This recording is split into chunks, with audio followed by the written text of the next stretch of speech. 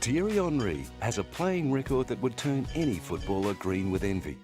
Claiming a FIFA World Cup, European Championship and a UEFA Cup, as well as kicking hundreds of goals and playing for some of the world's greatest clubs, he knows what it takes to make it.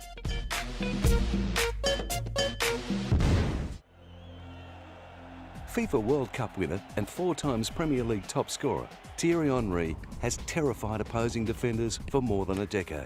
His brilliant career has seen him don the stripes of some of the most famous clubs in Europe, leading them to countless trophies and titles. He was born in Lionel, a tough and heavily populated district of Paris that offered him few childhood comforts. Despite, or perhaps because of the lack of important facilities in the neighbourhood, Thierry turned to football. In the mid-1980s, when he was just 7 years old, his display of potential prompted Claude Chazelle to draft him to the local club, CO Lionel. In 1989, he joined US Palaiseau, but left the year after when his father had a falling out with the club. This led to his move to ES Viry-Châtillon, where he was spotted by Monaco scout Arnold Catalano in 1990. Catalano was so impressed with Thierry's ball skills, he was recruited without a trial. After completing a course at the elite Clairefontaine Academy, he eventually joined Monaco's youth team in 1992.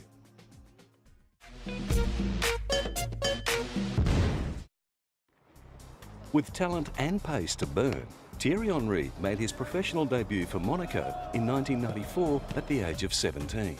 During his 5 seasons with the club, the young winger won the French Young Footballer of the Year, broke a French goal-scoring record and helped his club win the Ligue 1 title.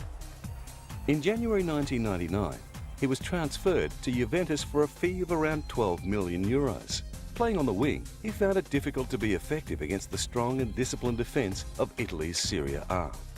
After scoring just 3 goals in 16 appearances, a mutual agreement saw him transferred to Arsenal less than 8 months later. He was reunited with former Monaco manager Arsène Wenger, and after a frustrating season in Italy, he was given a second chance to shine.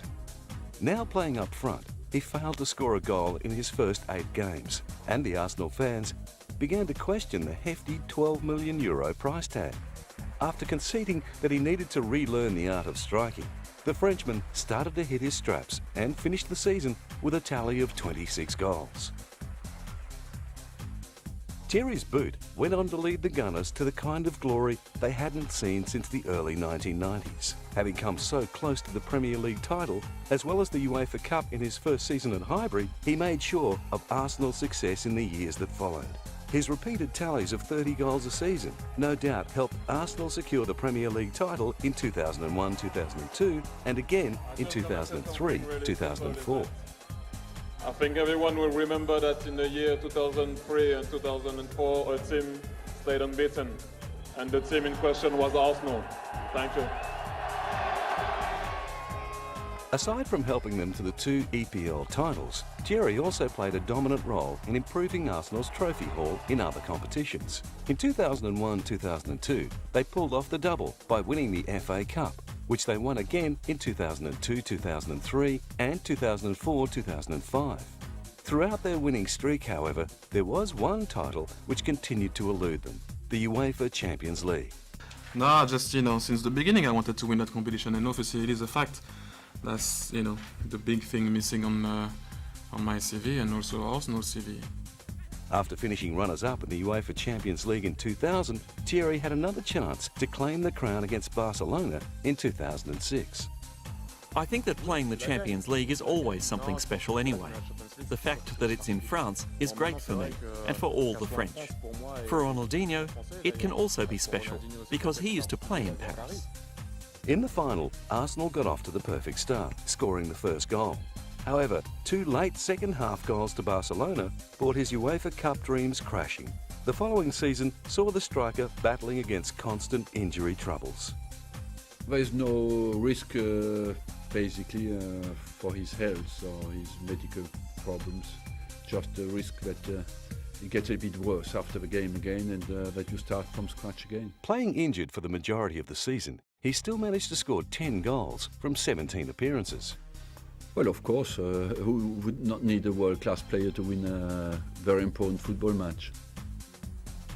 But in February 2007, the Premier League's top scorer was sidelined for 3 months with groin and stomach injuries. In June, it was announced that he would be transferred to FC Barcelona. His surprise move to Spain was welcomed with huge cheers and applause by the Barcelona fans that believed he was well worth the €24 million transfer fee. It was reported that Thierry had signed a 4-year, €6.8 million per season deal with the Spanish club. Allowed to keep the lucky number 14 he'd worn at Arsenal, he hadn't harmed his chances of snagging that elusive UEFA Cup by joining one of the world's most successful clubs. I'm really pleased to be here. It's been a long chasing, if I can say, but I'm finally here and happy to be here, and can't wait to go out there and show what I can do to the fans and also to all the people who had a lot of confidence in me for coming here. So that's what I'm going to try to do in the next year coming, and hopefully I can be a great asset for the team. He scored his first goal for Barca against Lyon in September 2007, and his first hat-trick only 10 days later. He helped Barcelona to win 5 separate titles, including the La Liga and the Copa del Rey, but there was no doubt that winning the 2008-2009 UEFA Champions League meant the most to the Frenchman. After spending most of his career at Arsenal, Thierry Henrys proved that he still had a lot to give by kicking 26 goals for Barcelona in 2008-2009.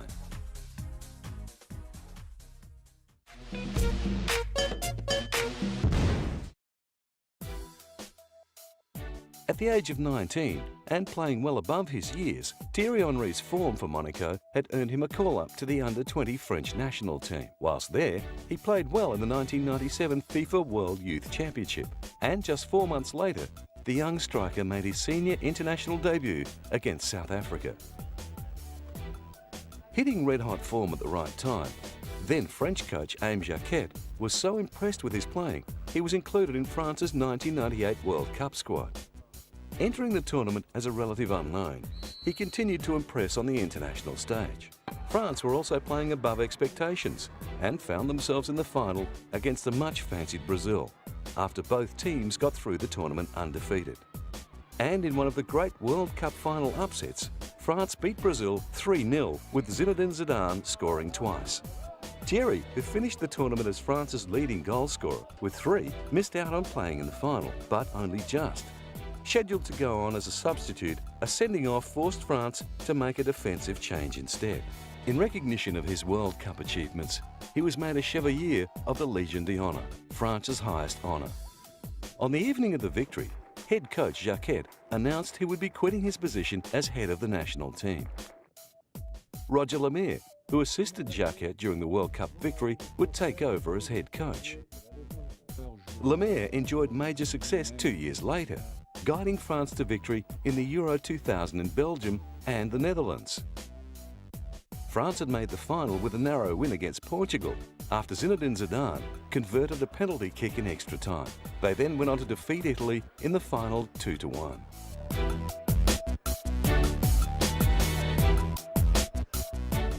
However, Lemaire proved to be inconsistent as a coach, and after France endured a crushing first-round exit in the 2002 FIFA World Cup, he was dismissed. Jacques Santini replaced Lemaire in 2002. Santini was the former head coach of Ligue 1 side Lyon, who had just taken out the French Championship. That win augured well for his new job. Unfortunately, however, the 2002 FIFA World Cup was a disaster. Not only were France eliminated in the first round, they finished bottom of their group, failing to score a goal for the entire tournament and securing only 1 point in a goalless draw against Uruguay. I'm really disappointed. I thought that we would make it into the next stage. Well, that's life. It will be the next time. Then, one cannot win twice in a row. The French team travelled to Portugal in 2004 to defend their title as European champions. After the World Cup defeat, Euro 2004 gave them a shot at redemption. They started out strongly in the competition and easily advanced to the quarter-finals. However, tournament upstarts Greece knocked them out, dishing them a 1-0 defeat on their way to a historic tournament victory. Santini officially quit as coach of the national team immediately after the competition, although he had announced his intention to resign before the tournament. On the 12th of July 2004, Raymond Domenech was the French Football Federation's surprise choice to succeed Santini as head coach. Becoming the third head coach since Aimé Jacquet had held the World Cup trophy in 1998, Domenech was given orders to get at least as far as the semi-finals in the 2006 World Cup. The French team went one better and made the final, where they were defeated by Italy in a penalty shootout. At Euro 2008, they were knocked out in the first round, effectively marking the end of their golden era, leaving them to focus on qualifying for the next World Cup. Despite hitting some lean times, Thierry Henrys has also enjoyed a lot of success during his years in the national side, winning the European Cup in 2000, the 2003 FIFA Confederations Cup, and football's ultimate prize, the FIFA World Cup in 1998.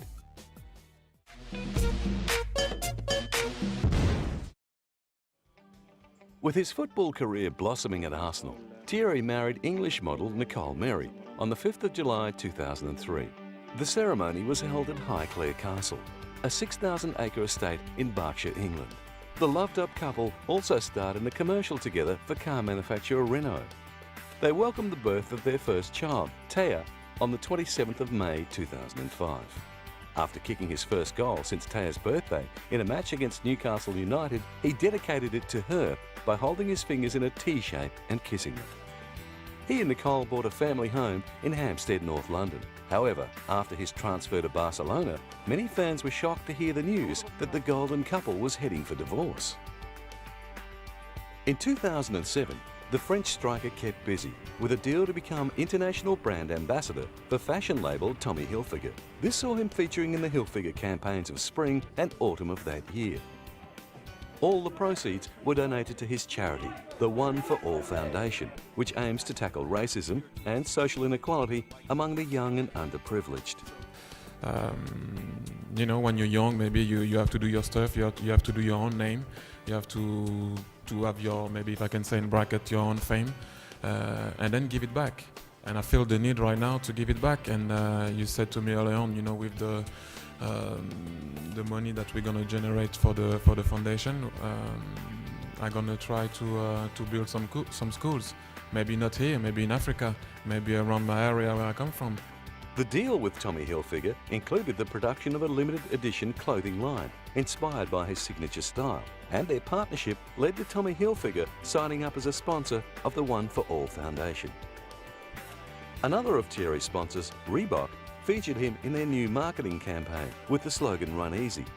As he was injured at the time, the slogan seemed somewhat ironic. I'll be playing. I'm not injured, so hopefully that can make a difference. Reebok's Run Easy video shows Thierry talking at the speed of chat. He has also been very active in the battle to combat racism in football. After years of being a target of racism himself, he started the Stand Up, Speak Up campaign. It's an open world. There is no frontier. You know, Europe is going to be like one country soon. And it's, you know, that's how you have to move. You have to move on with it. Despite the campaign's progress, however, Thierry's Arsenal teammate Patrick Vieira has also suffered racist taunts. Sometimes to talk about someone that I with Patrick or with Ashley, sometimes I was just amazed, you know, that you wonder, you know, what these kind of people are thinking. I think they actually don't love their club that much, because that's not a good thing to show, you know, about your club. Some people, the people who are doing whatever they are doing, sometimes to try to put black player or North African or Asian player out of their game. I just think at the time, you know, once it happened to us in Valencia, and they were giving stick, well, if I can say stick, to Patrick, you know, all the monkey noises and stuff, and John Carew scored after. And they all cheered him up, and I was like, doesn't make any sense to me. But when he criticised UEFA's stance on the problems in 2003, he ended up with a fine. In 2004, Spanish national coach Luis Aragonés was heard referring to Thierry as that black. It was Aragonés' words that inspired Thierry to form the Stand Up, Speak Up campaign. And that's the main thing, you know, because I said to you, I could have gone like, you know, or everyone else, just said, oh, whatever, you know, I won't be around soon, so just like 5 or 6 years, you know, you just. But I hope they're gonna do something about the game, you know. And like I said, you know, so many players did it before, you know, the likes of John Barnes and did suffer with Paul Ince, and I'm sure Celu Regis playing for West Bromwich Albion also must have gone through a lot of stuff, but they did help a lot, obviously, for the black players playing right now. So I just hope, even if it doesn't maybe change right now, that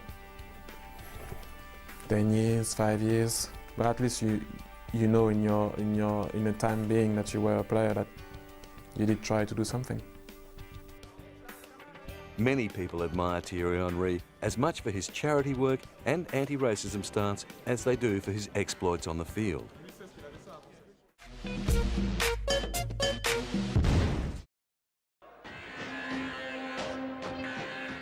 Over the course of his illustrious career, Thierry Henrys has admired and been admired by scores of other top-flight players. For many years, he's been a fan of the playing skills of Italian star Fabio Cannavaro. After starting his career in 1992 for his childhood team Napoli, Cannavaro went on to become one of the most decorated defenders in the world. In 2006, he became the first defender to win the FIFA World Player of the Year award, as well as the oldest recipient. He's also the most capped player in Italy, playing 130 times for his country. The 36-year-old, who made his name with his fierce defensive and tackling skills, plays for Serie A club Juventus. Lionel Messi is a teammate of Thierry's at the Liga club Barcelona. Since arriving at Barcelona, he has taken the youngster under his wing.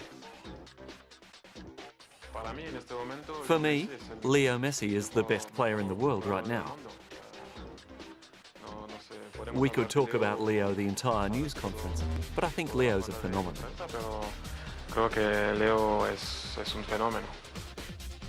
During his short career, Lionel Messi has been heralded as one of the best footballers of his generation.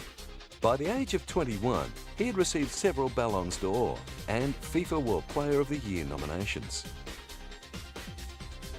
Arsene Wenger was Thierry's coach at Monaco and again at Arsenal. He is Arsenal's most successful coach in terms of trophies and is also the club's longest-serving manager, having taken over the reins in 1996. Since he's been boss, Arsenal has won the Premier League 3 times, the FA Cup 4 times, and the FA Community Shield 4 times. But perhaps his greatest achievement was guiding Arsenal through an entire season without defeat in 2004. Thierry's former national teammate Zinedine Zidane is an idol to millions, widely regarded as one of the game's all-time greats. Zidane has won countless individual honours. He's been named FIFA World Player of the Year 3 times and was also awarded European Footballer of the Year in 1998. The attacking midfielder played an integral part in France's 1998 World Cup and Euro 2000 triumphs. He retired from professional football after the 2006 World Cup. Thierry's former Arsenal teammate Patrick Vieira was another factor in France's 1988 World Cup and Euro 2000 victories. Vieira captained Arsenal from 2002 and was at the helm when Arsenal broke Nottingham Forest's record of unbeaten games in the Premiership. In August 2008, fans ranked Vieira the 5th greatest Arsenal player of all time. Vieira now plays for Serie A club Internazionale and has helped them to 3 Serie A championships. Fellow Frenchman Michael Pantini is the current UEFA president and was a star of the French national team in the 1980s before taking over the job as national coach for 4 years. With 41 goals for France, Pantini was the national team's top scorer until Henry broke his record in 2007.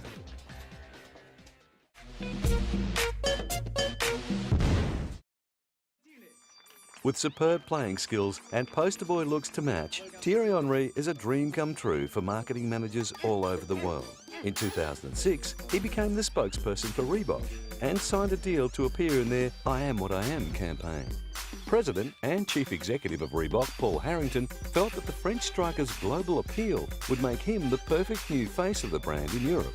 His charity work and public stance on racism made him the ideal candidate for their I Am What I Am campaign. The role as Reebok's spokesperson not only required Thierry's services in television campaigns, he was also contracted to host a number of sponsored football clinics.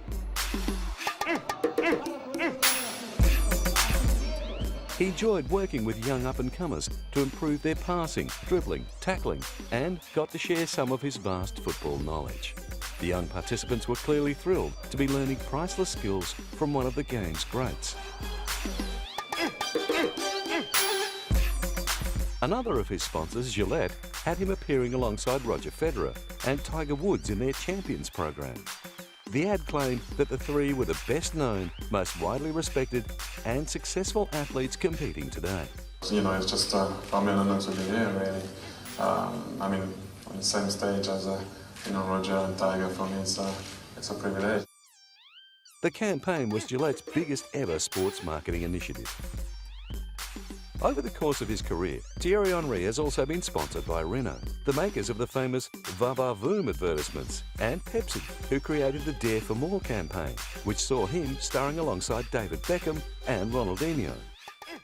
On the football field, he is reportedly paid an impressive €7.5 million per season for Barcelona.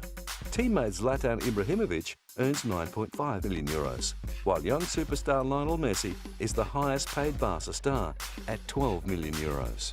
When it comes to trophies, Thierry has won a multitude of individual honours, including the Barclays Player of the Month on 4 separate occasions. He has also won the Premier League's top scorer 4 times, and in 2006 he made the FIFA World Cup All-Star team. However, one of his greatest honours would have to be his induction to the English Football Hall of Fame in 2008, joining football legends like George Best, Eric Cantona and Sir Bobby Charlton. As well as being voted into the Premier League season's Overseas Team of the Decade in 2004, he was also awarded the honour of being named in Pelé's top 125 greatest living footballers.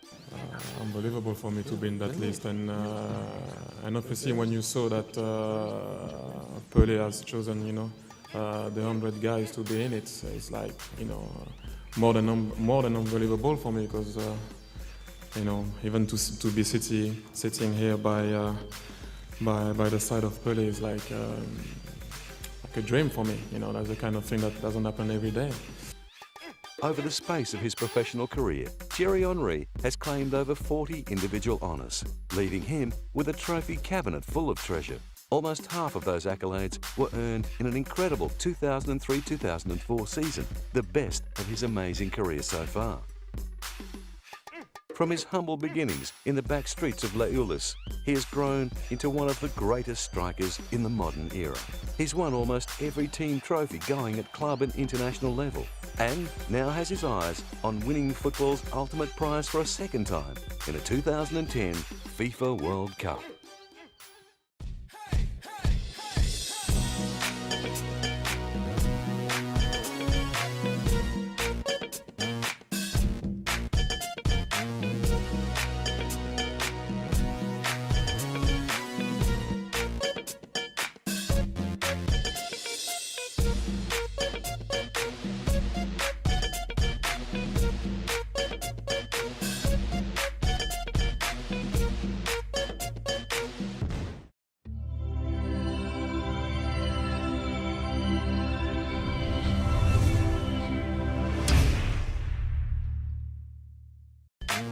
Thierry Henrys has a playing record that would turn any footballer green with envy. Claiming a FIFA World Cup, European Championship and a UEFA Cup, as well as kicking hundreds of goals and playing for some of the world's greatest clubs, he knows what it takes to make it.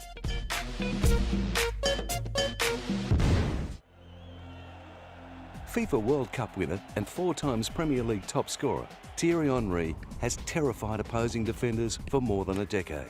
His brilliant career has seen him don the stripes of some of the most famous clubs in Europe. leading them to countless trophies and titles. He was born in Lionel, a tough and heavily populated district of Paris that offered him few childhood comforts. Despite, or perhaps because of the lack of important facilities in the neighbourhood, aside from helping them to the 2 EPL titles, Thierry also played a dominant role in improving Arsenal's trophy haul in other competitions. In 2001-2002, they pulled off the double by winning the FA Cup, which they won again in 2002-2003 and 2004-2005. Throughout their winning streak, however, there was one title which continued to elude them, the UEFA Champions League. No, just, since the beginning I wanted to win that competition, and obviously it is a fact. That's, the big thing missing on my CV and also Arsenal's CV. After finishing runners-up in the UEFA Champions League in 2000, Thierry had another chance to claim the crown against Barcelona in 2006. I think that playing the Question the hefty €12 million price tag. After conceding that he needed to relearn the art of striking, the Frenchman started to hit his straps and finished the season with a tally of 26 goals. Thierry's boot went on to lead the Gunners to the kind of glory they hadn't seen since the early 1990s. Having come so close to the Premier League title, as well as the UEFA Cup in his first season at Highbury, he made sure of Arsenal's success in the years that followed. His repeated tallies of 30 goals a season no doubt helped Arsenal secure the Premier League title in 2001-2002 and again in 2003-2004. I think everyone will remember that in the year 2003 and 2004, a team stayed unbeaten, and the team in question was Arsenal. Thank you. Monaco in 1994 at the age of 17. During his 5 seasons with the club, the young winger won the French Young Footballer of the Year, broke a French goal-scoring record, and helped his club win the League One title. In January 1999, he was transferred to Juventus for a fee of around €12 million. Playing on the wing, he found it difficult to be effective against the strong and disciplined defence of Italy's Serie A.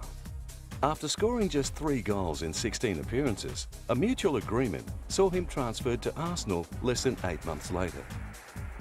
He was reunited with former Monaco manager Arsene Wenger, and after a frustrating season in Italy, he was given a second chance to shine. Now playing up front, he failed to score a goal in his first 8 games, and the Arsenal fans began to quit. Thierry turned to football. In the mid-1980s, when he was just 7 years old, his display of potential prompted Claude Chazelle to draft him to the local club, CO Leulis. In 1989, he joined US Palaiseau, but left the year after when his father had a falling out with the club.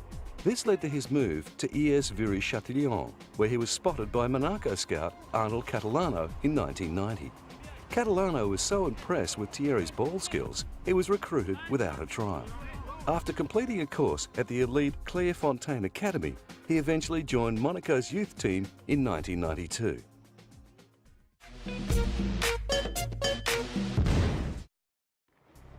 With talent and pace to burn, Thierry Henrys made his professional debut for